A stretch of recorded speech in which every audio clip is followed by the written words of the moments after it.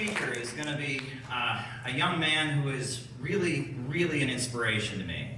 His name is David Cedillo, and he's from San Angelo, Texas. And he's actually the leader of a collective there that does work in the community, that feeds people, that provides services in the community, as well as doing regular educational classes.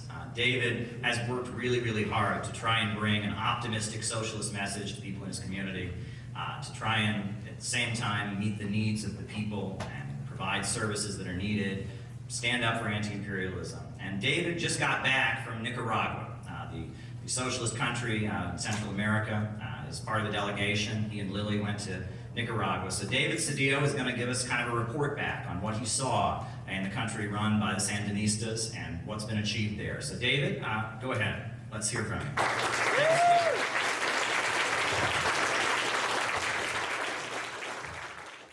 First of all, I just want to thank Caleb for that wonderful introduction there. My name is David Cedillo, and like he said, I'm from a small West Texas town known as San Angelo, Texas. And I'm the founder of a local organization called San Angelo Solidarity. And we focus on community organizing, Marxist education, disaster relief, and getting to working class families right where they're at. Nothing superficial, all real on the ground work. And that's what's really important to me. And that has led me to become the member of the Center for Political Innovation, also the Director of Education for the Center for Political Innovation. And I couldn't be happier to be there. I want to thank the CPI for giving me the opportunity to travel to Nicaragua and be able to learn from different local government officials about their process and how socialism really works on the ground in Nicaragua, not just some theoretical practice that we like to chat about. Without all that being said, let's get right into it. So Nicaragua, like us all, sits in a very important moment. They sit in the shift towards a multipolar world, and they have taken the opposite side of the shift of the United States. They have joined countries like Iran, China, but people on the opposite side of the multipolar shift that is taking over our planet, and that cannot stop, no matter how hard Western hegemony and capital tries to make it stop.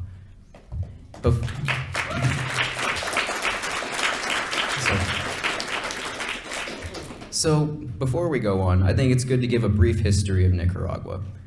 Nicaragua, from the year 1936 to 1979, was under a brutal Somoza dictatorship, which consisted of 3 Somozas, a father and 2 sons, each more brutal and bloodthirsty than the last.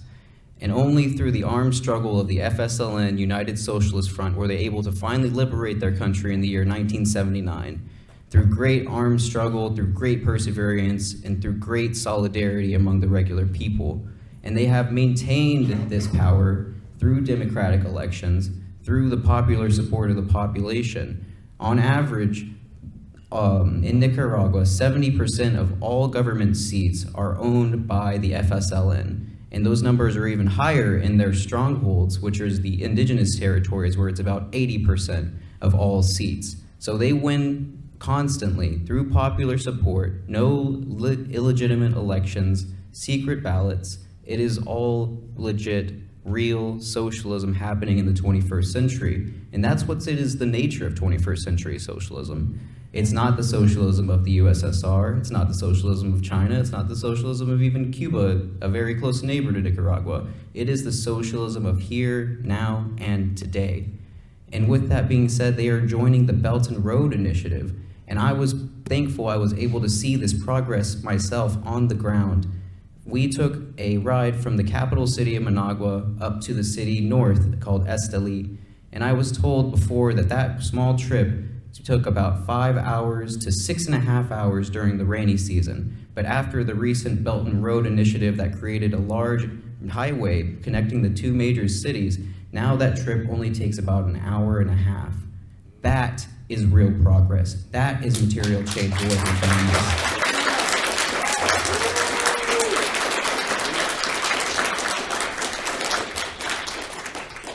And I was just so thankful to be able to see and talk to different government officials about how they felt about the program too. The labor of the road was done by Nicaraguan citizens, and all the investments came from China. And the system that operates in Nicaragua is very special. About 65% of their economy is created up by these things they call micro entrepreneurs. Let's think a small business and now think 3 to 4 times smaller than that. They're essentially people who walk around and they sell food, they sell hats, they sell sunglasses, they sell shoes, they sell anything you can think of. Bananas, and lots of bananas. It's a really interesting system, and I was happy to be able to walk around by myself and just check out what it was really like on the ground and how these people interacted. And the sense of community and solidarity I felt walking around the streets of Esteli and Managua was something special.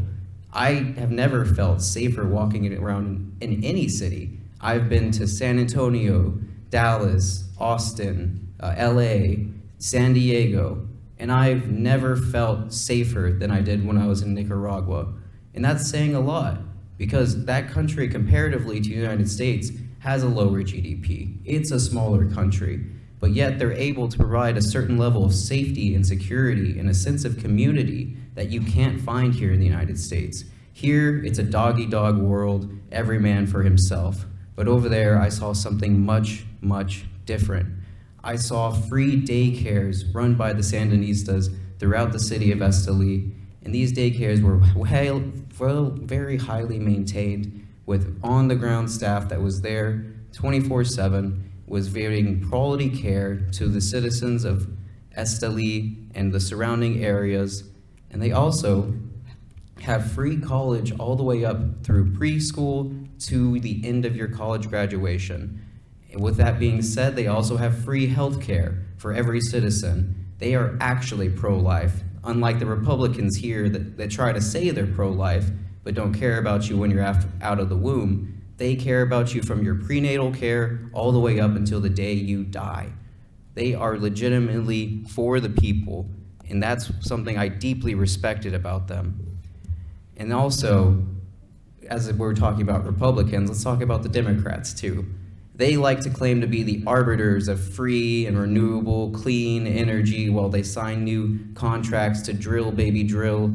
But in Nicaragua, 80% of all energy that is produced inside of Nicaragua is clean, renewable, geothermal, wind power, and hydroelectrical energy. And 70% of all energy that is consumed inside of Nicaragua is that same renewable energy. So they are reality making that green shift right here, right now, just south of our border. And they're actually committed to it in a way that makes sustainable growth.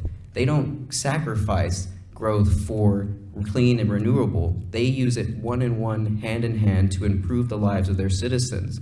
And that's where the respect comes from me in that sense, where while the parties here, they like to posture that they're the righteous and that they give all of these things for us, but in Nicaragua, they have the overwhelming support of the population because they actually do those things.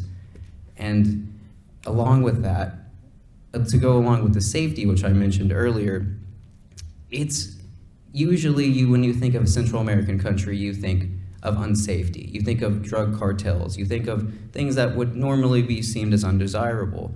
And in most countries, that is true in that region because it is used from Colombia up through Mexico to the United States. It is a route for the cartel to move and transport large quantities of illegal items. And Nicaraguans, they take great pride in being the safest country in Central America. They confiscate these huge 18-wheelers from the cartels and they turn them into mobile clinics and mobile police stations to give to the poor and to park in neighborhoods that are experiencing unusually high rates of crime for the area. And whenever they deem it appropriate, they take those facilities and move them elsewhere. So they take great pride in keeping their place safe, free. And the cartels know this. They know it's not a narco state. They know it's not their playground. And they don't stick around like they do in the United States. And while we're talking about the drugs and the drug epidemic, the way they handle it here versus the United States is day and night. They practice rehabilitative justice, not punitive justice. They don't throw kids in jail and charge them as adults. They actually focus on getting you well, making sure you're stable, making sure that you have a prosperous life. They are actually pro-life. They actually care about the well-being of their citizens. In my time in SLE, I was lucky enough to be able to go out with many of people through the mayor's office and through the local ATC Farming Association. So my time with the ATC farmers gave me a lot of really good perspective on the internal workings of the food dynamic in Nicaragua.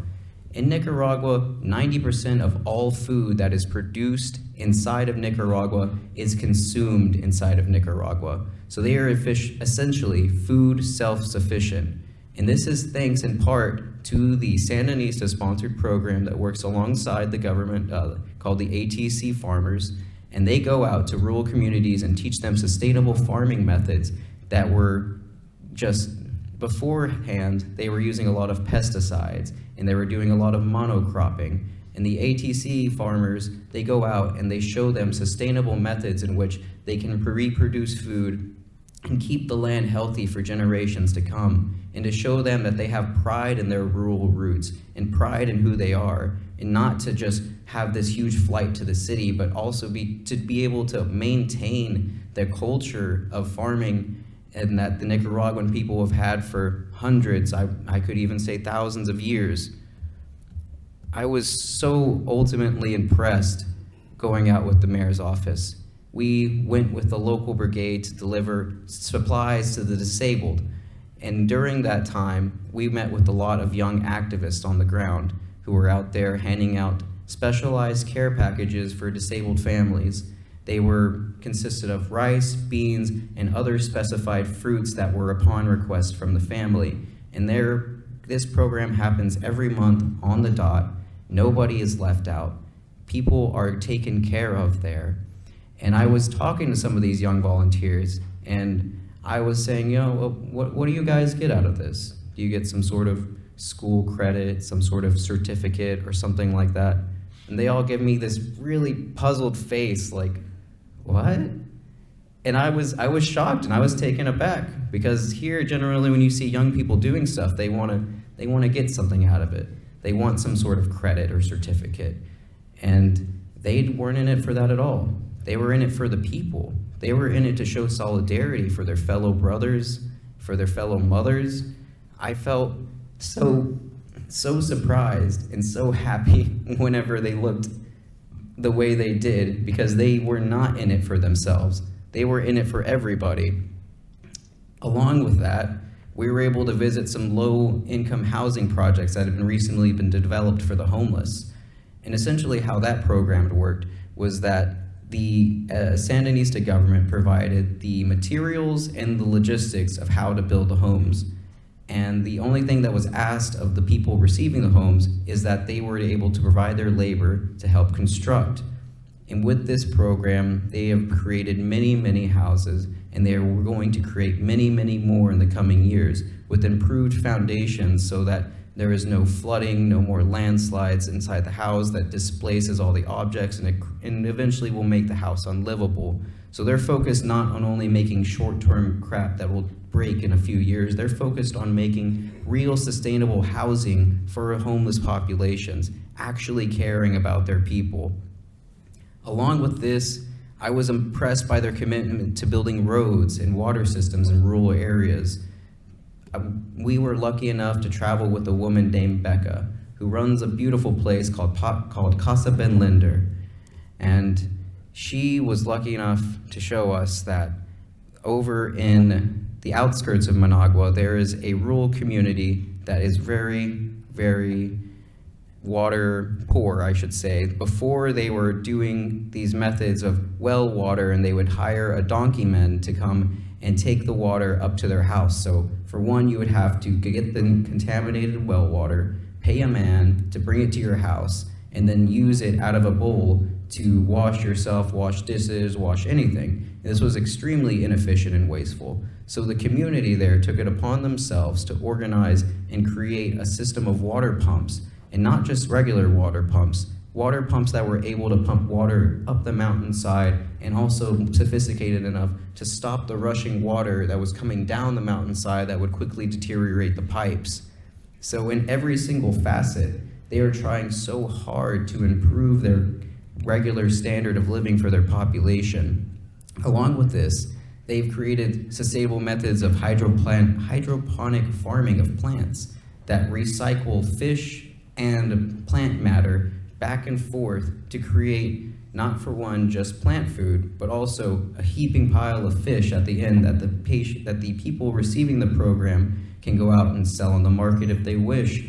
And the ATC farmers, they go out and they teach these people how to make these things, and then they show them, and they leave whenever they feel like they're able to do these things about themselves.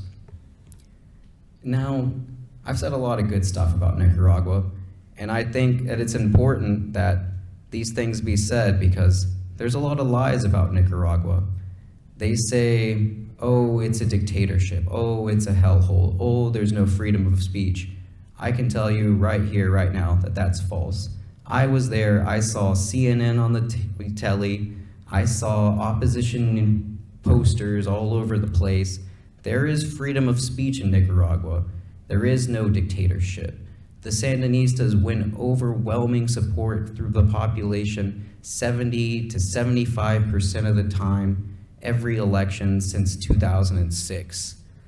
And I was really enamored by the fact that these people, they don't have a good way to get their truth out. I asked the local disaster relief manager of Esteli, what can we do to combat all this disinformation? And he essentially told me that it's hard. Silicon Valley and their algorithms, their Facebook, their Twitter, their YouTube, they control what's deemed as true. They control the flow of information. The only way we're gonna get real information out about Nicaragua is through you folks. You people who actually come here, who actually see what it's like, and you can go back and tell those people that they're wrong. Tell them that the American media is lying to them to start and foment more tensions and just get the real truth out. We are the beacons of truth for Nicaragua. Not CNN, not MSNBC, not Fox News. It's gonna be people like us. And it really saddened me because I could see their government's real commitment to average working families. That's what you get when you have a government of action that fights for working families.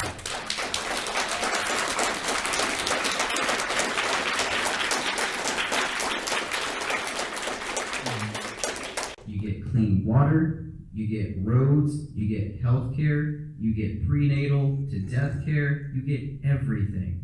It's not some facade or the best democracy money can buy like we have here in the United States. It is a real, tangible improvement of living standards across the board. And I think it's really important that we're able to stand with these countries at this time. We have to be unwaveringly anti-imperialist. We have to support the socialist project of the world.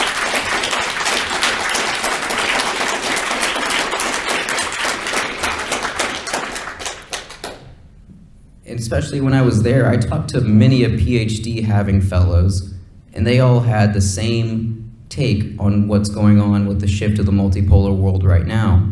They all said that the United States and its position is wavering, and it is finally coming to a point where they are not the dominant hegemony. There is something more out there now. Now is a very important time in all of our lives, and I'm happy to be able to share that with every single one of you here and be able to tell the truth about Nicaragua, not the media lies about Nicaragua or about other anti-imperialist countries around the world, because that's what we need. We need the truth in these times of compelling misinformation.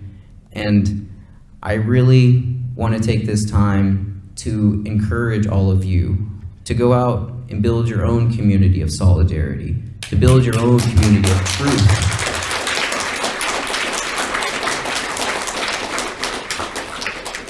I know for a fact every single one of you could do it.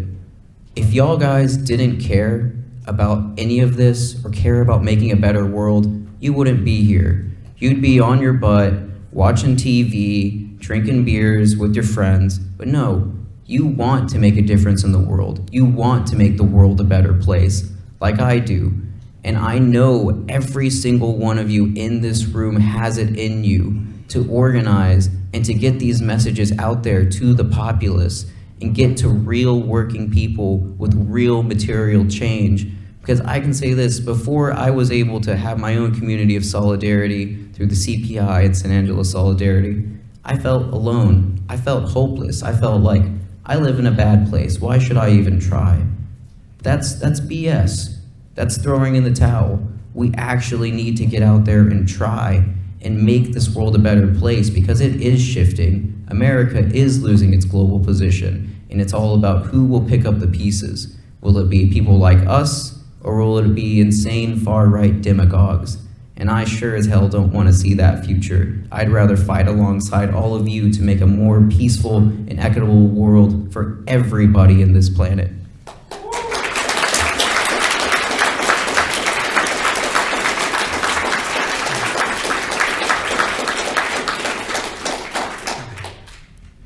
And I think that we can all do that. As long as we dare to struggle, we're going to dare to win. Dare to struggle? Dare to win! Dare to struggle? Dare to win! Dare to struggle? Dare to win! All right. Thank y'all, everybody. Now, to wrap up, I just wanted to say a few closing remarks, a few announcements. I myself will be running as a single-member District 3 City Council, San Angelo, Texas,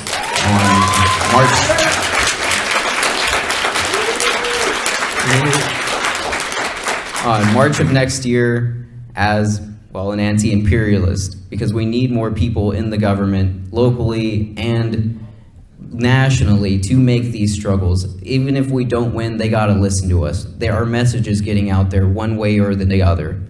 And also, I just wanted to say, if you want to be able to get a hold of me or get more involved with the Center for Political Innovation, I think you should definitely do that. You can find me on Solidarity Said at YouTube, San Angelo Solidarity on Facebook, cpiusa.org, and my name is David Cedillo. Send me a friend request, come and chat with me. I'm a friendly fellow, and I'd love to chat with all of y'all. And with all of that, I think that's all I have for everyone today. I'm going to turn it back over to the great Caleb Moff.